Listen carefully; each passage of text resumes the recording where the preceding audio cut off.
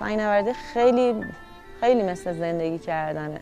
هممون دچار سختی میشیم، همه آدما دچار مشکلات میشن توی زندگیشون، ولی اون کسی موفقه که بتونه با اعتماد و باوری که به خودش داره اون سختی‌ها رو عبور کنه و مطمئن باشه که بعدش میتونه به آسونی برسه.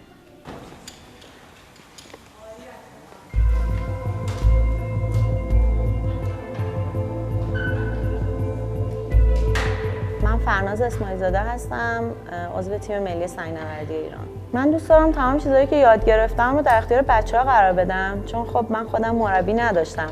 خیلی خوبه که الان از سن کم بچه‌ها دارن شروع میکنن، میتونن قهرمانای آینده باشن، همین بچه‌هایی که الان دارن تازه شروع میکنن.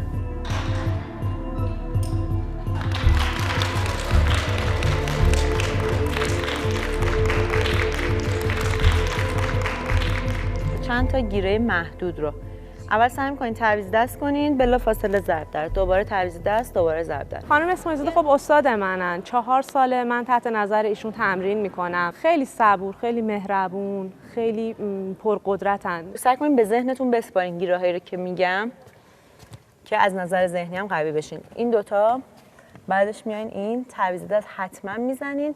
میخوام ضرب در بریم به اینم تاپتون. بگیر، همونه. دست راست رو رها کن. آفرین. برو گیره بعدی. آفرین. دو دست کن. باریکلا، دو دست کن. مرسی.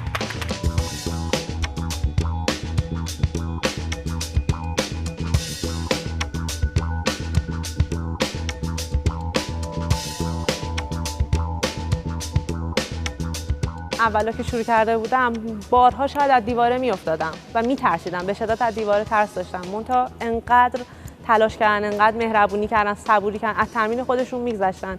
مسابقات جهانی داشتن، میومدن هر جوری بودش با ما تمرین میکردن. اینجوری نبودش که فقط به مسابقه خودشون فکر کنن، در حالی که کسای دیگه بودن فقط به مسابقه خودشون فکر میکردن.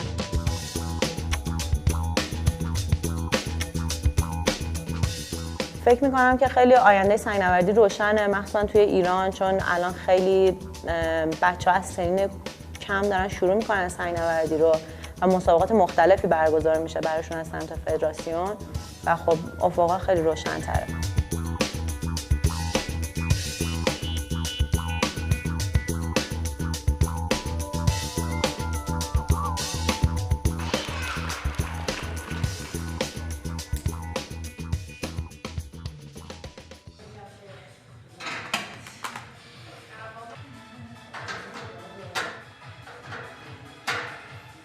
چون ورزش سنگ‌نوردی ورزشیه که توان بدنی بالایی میخواد، به همین دلیل من باید هر روز تمرین کنم و خودم توی سطح آمادگی نگه دارم.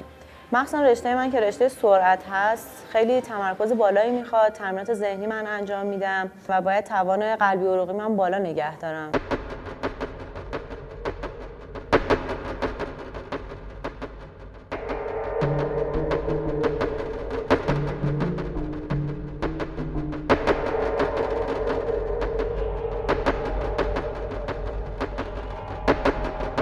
من از 13 سالگی سنگ‌نوردی رو شروع کردم، ولی تقریبا سال 2007 بود که به بازی‌های آسیای ماکائو که رفتیم سعی کردم حرفه‌ای‌تر کار کنم و کم کم تخصصمو توی رشته سرعت ادامه دادم. و از سال 2011 که مسابقات قهرمانی جهان ایتالیا بود و اونجا رقبای جهانی رو دیدم، کسایی که تو سطح جهان مطرح بودن، واقعا احساس کردم که منم میتونم یکی از اونا باشم.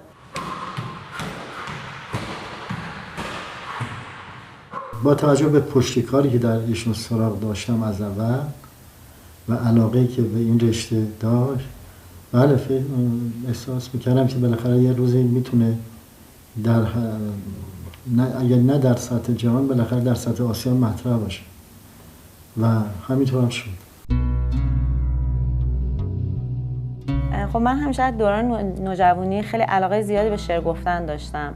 این اولین کار من بود که شعرهای مختلفی توش بود و سبک‌های مختلف شعر.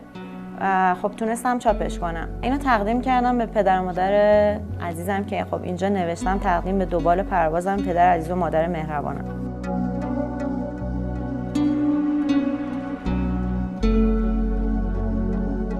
وقتی که به طبیعت میام خیلی حس خوبی بهم دست میده. احساس آرامش میکنم و یه جورایی خودم پیدا میکنم. یه ذره میشینم، فکر میکنم به مسیری که تا الان تو زندگیم طی کردم و به آیندم. اینجا میام یکم با خودم خلوت میکنم.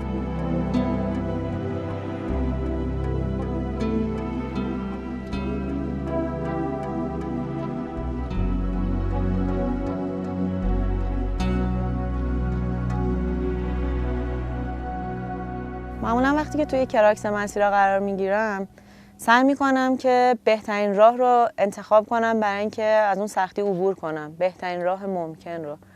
و خب اول سعی میکنم با ذهن خودم کنار بیام که من میتونم، زود ناامید نشم. بعد از اون سختی میدونم یه آسونی هستش، به امید اون سختی رو عبور میکنم.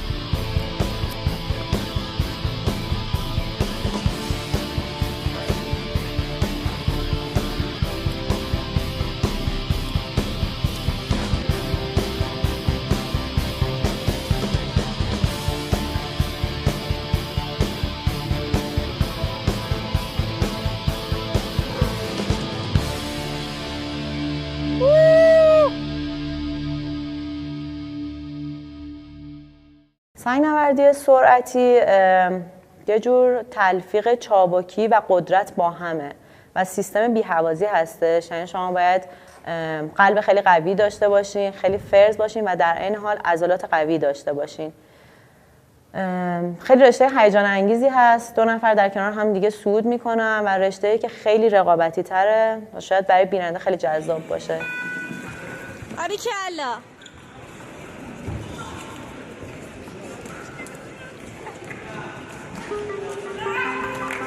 عالی.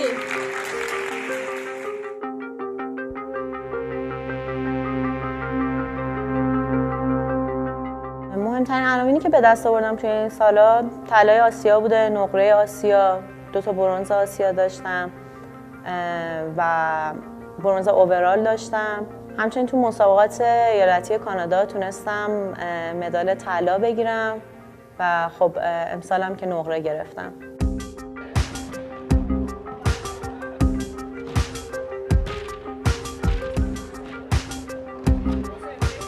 خیلی سخت کار کردم برای اون مسابقه و رقیبامو نوشته بودم، اسمش رو یادمه، اسم تک تکشون رو روی دیوار اتاقم چسبونده بودم با رکوردایی که داشتن و سعی کرده بودم که بهترین چیزی که میتونم رو اجرا کنم.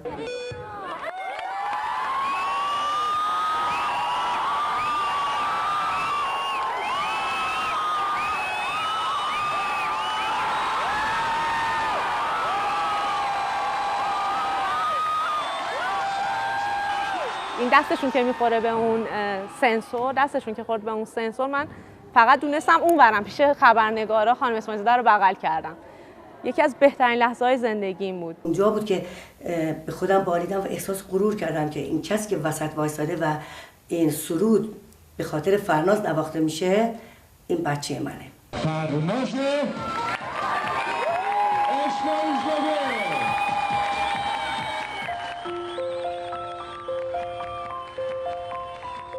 دختر کوچیکی که تازه سنگ‌نوردی رو شروع کرده، من تا حالا ندیده بودم ایشون رو.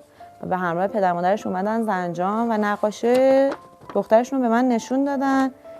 خب خیلی واسم جالب بود. عکس خودش رو کشیده بود، مامانش رو که نشسته صعود منو دارن نگاه میکنن و خب اسمش روژین بود، از رشت اومده بودن و اینا واقعا با اینکه چیزای خیلی کوچولوییه ولی واسم با ارزشه و من اینا رو همیشه نگه میدارم. حتی مسابقات که میرم یه جورایی قبل مسابقه اینا رو نگاه میکنم و ازشون انگیزه میگیرم برای جنگیدن بهتر.